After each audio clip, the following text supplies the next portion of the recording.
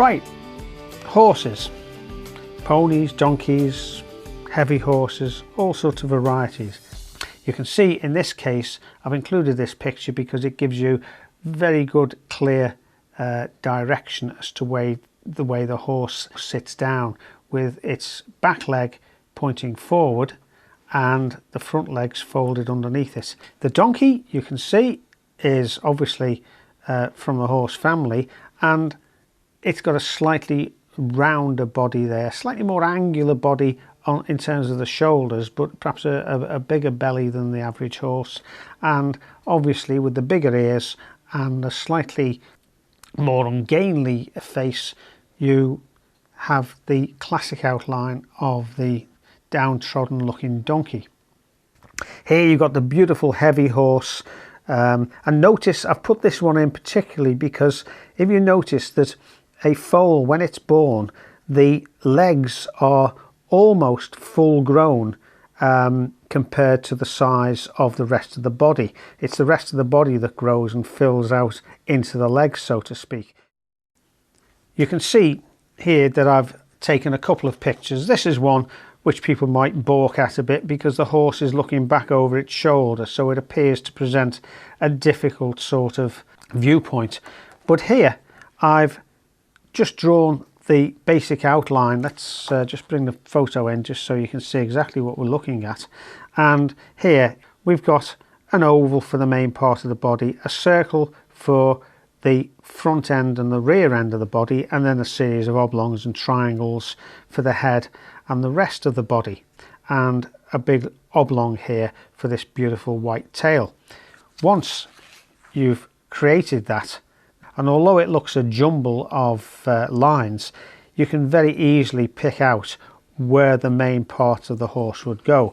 I've used exactly the same principle for this beautiful white stallion here, and you can see that you get that impression. It's easy to get that impression of this back leg here dug into the ground. That's what you're trying to get, because you can just see that it's that back leg that the horse is going to launch himself away from the ground, and it's that one that's really dug into the ground, and it's getting that sort of impression half the time that's going to give authenticity to your pictures.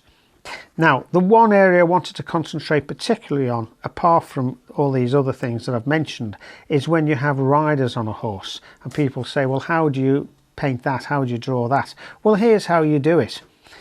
What we have is a series of circles for the horse's body and its neck, a couple of triangles for the legs and the head, and so on. But the rider, then, all that we've done is use the measuring device, and if you have a look at this, the depth of the body there from top to bottom equals almost exactly the depth of the rider where she's sitting on the horse to the base of her head, like that. So that's all we've done. So if we take that measure from there to there, you get that measure, and so everything right away looks in proportion. But if you wanted to make this overall picture much bigger, and having measured this horse at, let's say, 1, 2, 3 measures long up to the front of its nose, if you decided to do that, to measure it that way, then if you open your measure out and then measured 1, 2, 3 measures long, you can see that the picture is automatically going to be that much bigger.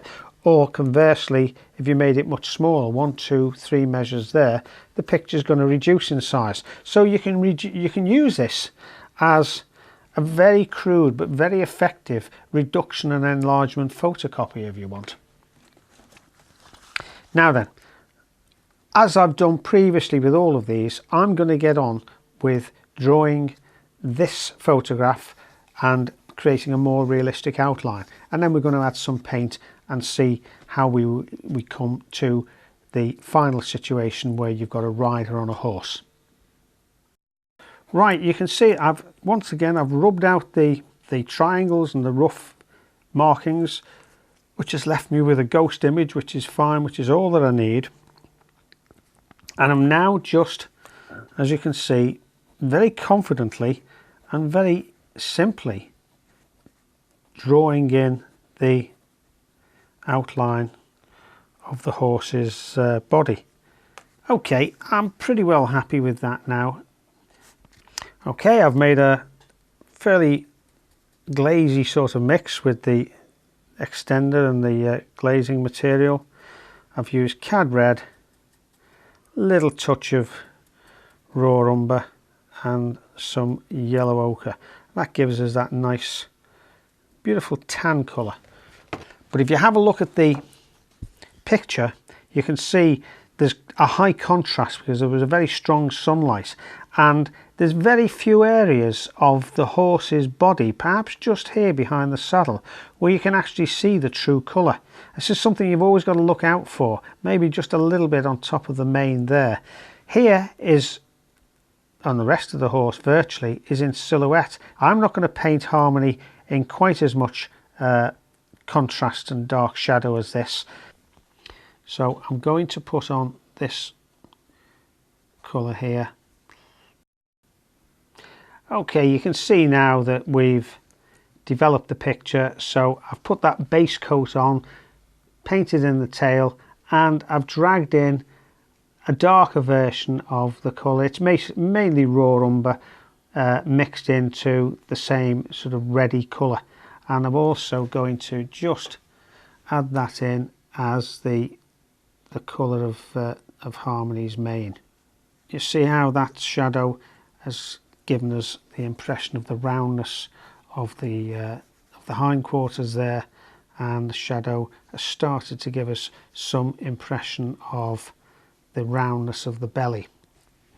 We're going to enhance that now very quickly and very easily by a tiny touch of cad red, yellow ochre, a lot of white, a little tiny touch of raw umber. What I'm trying to create is these lighter areas that the sunlight coming from the left would catch. We've already got a good deal of that by simply dry brushing the dark over the light areas or the mid-tone areas that we put on to start with, but I just want to enhance that a little bit more. So I'm going to clean the brush off and bring in some pure white, because I want to get a slight, I don't want it too white, but that's what I want. I want that slight sheen to appear on the horse. The horse, as you'd imagine, is very well groomed. Okay, we're nearly there now. You can see that we've developed the picture to the point where we've got the light and shade on the horse. I've put some rough shadow in on the floor, and we've got the rider. You can see it's a very passive sort of scene. The horse is just ambling along. So having got the body language right of both the horse and the rider, let's just finish off now by putting a little bit of light and shade in the rider, just so we've got a little bit of modelling to it. Right, well, time's beaten us again. I'd like to put a little bit more detail here and there, but unfortunately the clock is against us. But what you can see, I think, from all of this is that if you use those simple shapes and the simple step-by-step techniques, whether you're painting a horse on its own or a pony or whatever, or whether you're painting a rider in the saddle, then all you need to do is concentrate on the shapes for that particular picture. I'm going to carry on now and just add a couple of little details, but I hope that you'll take this away and pick up from it some of the techniques that I've mentioned and have a go yourself. It really isn't difficult, and practice as ever is the only way that you will really get better as a painter. So with all of these lessons, do make sure that you give it a go and have a practice. So there we are. There's just a few ideas about horses that I hope you'll find useful.